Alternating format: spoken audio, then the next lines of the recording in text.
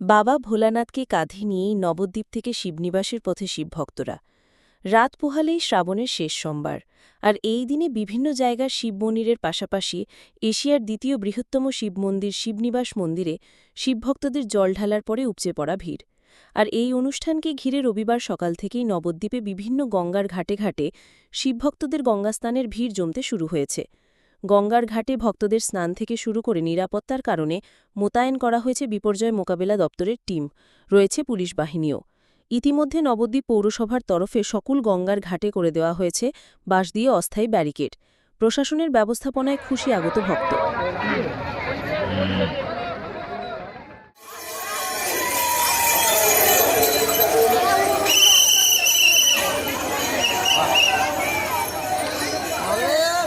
কি নাম আপনার? পাপিয়া ঘোষ। আমরা শিবনিবাস মন্দিরের কাছ থেকে এসেছি।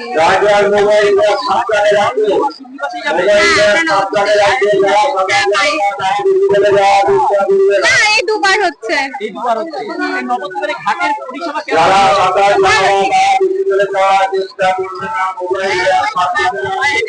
হ্যাঁ, পায়ে আমি 7-8 জন এসছে একসাথে।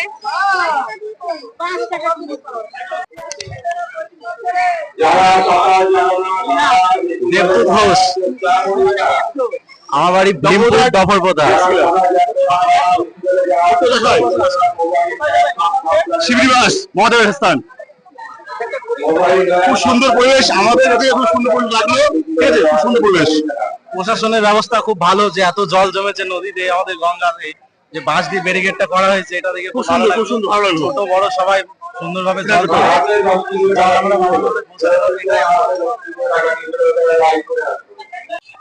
এই শিবনিবাসের স্নান উপলক্ষে নবদ্বীপ ফেরিঘাটে কি কি ব্যবস্থা নেওয়া হয়েছে?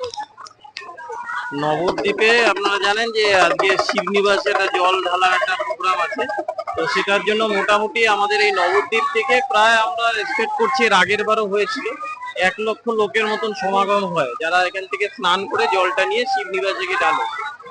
তো তার জন্যই আমরা সেখানের মধ্যে এবার পর্যাপ্ত নিরাপত্তার ব্যবস্থা করেছি। প্রায় 5 জন ওসি, 4 জন ডিএসপি সহ টোটাল 400 জন পুলিশ কর্মী এখানে